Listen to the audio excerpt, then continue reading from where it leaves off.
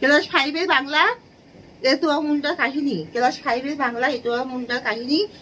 তোমার সবাই like and subscribe দাও, সবাই লাইক এন্ড সাবস্ক্রাইব দিয়ে পুরো ভিডিওটা মন দিয়ে শোনো আর লেখো। এতুয়া মুন্ডার কাহিনী লিখেছেন কে? মহাশ্বেতা দেবী। গ্রামটির আদি নাম কি ছিল? শালগেরিয়া। মতিবাবু ছিলেন কে? গ্রামের ভগবান। এতুয়া শব্দের অর্থ কি? এতুয়া শব্দের অর্থ রবিবার। রবিবার। শূরবীর ছিলেন একজন কে? আদিবাসী রাজা। দুলাং সুবর্ণরেখা কিসের নাম? নদীগুলির নাম। এতুয়া দাদু বলে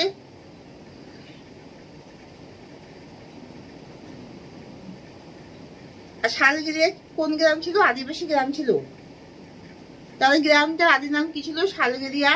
মতিবাবু কে ছিলেন? তিনি গ্রামের ভগবান ছিলেন। এতুয়া শব্দের অর্থ কি? রবিবার। শূরবীর ছিলেন একজন আদিবাসী রাজা। আর নদীগুলির নাম লেখো। দুলাং সুবর্ণরেখা। আর আদিবাসী গ্রামটির নাম কি ছিল? শালগেরিয়া। অর্থ প্রকাশ করো। গর্জন, গর্জন মানে আওয়াজ। বাগাল, রাখাল। গুঞ্জন, গুঞ্জন মানে গুনগুন শব্দ। দুলন্ত, দুলন্ত মানে দুলছে এমন। গোড়া, গোড়া মানে মূল দেশ।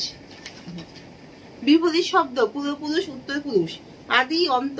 কচি, বুড়ো। শুকনো, ভেজা। বিশ্বাস, অবিশ্বাস। আর সমার্থক শব্দ জল, জল মানে পানি। আর বাড়ি, আর নীর, আর জীবন। নদী, নদীর কটি? তটিনী, তরঙ্গিনী। তটিনী, তরঙ্গিনী, স্রোতস্বিনী। সমুদ্র, সমুদ্র হলো সমার্থক শব্দ সাগর, সমুদ্র, জলধি, বারিধি। জঙ্গল, জঙ্গলের অরণ্য, বন, কানন, কান্তার। উলগুলান, উলগুলান মানে বিদ্রোহ। উলগুলান, উলগুলান মানে বিদ্রোহ।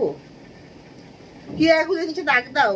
সাবু আর শাল গাছের পাঁচালি যেন পাহাড় দিত গ্রামকে, পাহাড় দিত গ্রামকে। পাহাড় দিত একটা কাজ করা ক্রিয়া, তার পাহাড় দিত নিচে দাগ হবে। এখনো কেউ চাপ দিয়ে বছর হিসাব, এখন কেউ চাপ দিয়ে বছর হিসাব করে না। তার এই হিসাব করাটা একটা কাজ করে, হিসাব করে নিচে ক্রিয়া হবে, তাই দাগ হবে। ছোটনাগপুর ছাড়লাম, ছাড়লামের নিচে দাগ হবে, কিন্তু এটা ক্রিয়া। জঙ্গল নষ্ট করি নাই, করি নাই হতো ক্রিয়া, এর নিচে দাগ হবে। কে বাছায় তাকে কেউ মারে, যে বাছায় তাকে কেউ মারে, বাছায় নিচে দাগ হবে, মারের নিচে দাগ হবে। কোন ধরনের বাক্য? সৎ কি জোরালো? জোরালো, এটি বিস্ময়কর বাক্য। কচি ছেলে কমা কিছুই জানে না, বিস্ময়বোধক চিহ্ন আছে বলে এটি বিস্ময়কর বাক্য। সৎ কি জোরালো? বিস্ময়বোধক চিহ্ন, বিস্ময়কর বাক্য। কচি ছেলে কমা কিছুই জানে না, এটি বর্ণনামূলক বাক্য। সে যেন গেরুয়া জলের সমুদ্র, এটি বর্ণনামূলক বাক্য। নাম কি বদলে গেল কেন গো? এটা কোশ্চেন মার্ক চিহ্ন, প্রশ্নবোধক বাক্য। কি যুদ্ধ, কি যুদ্ধ, এটি বিস্ময়কর চিহ্ন, তাই এটা বিস্ময়কর বাক্য।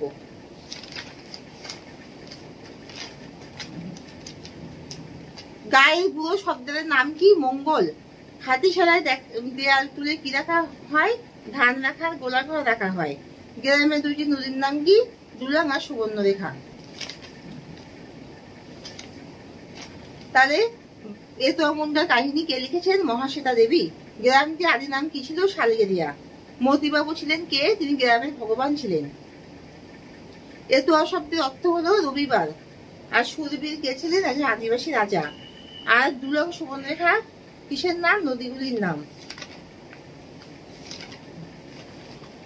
গায়ের বুড়ো সর্দারের নাম কি? মঙ্গল।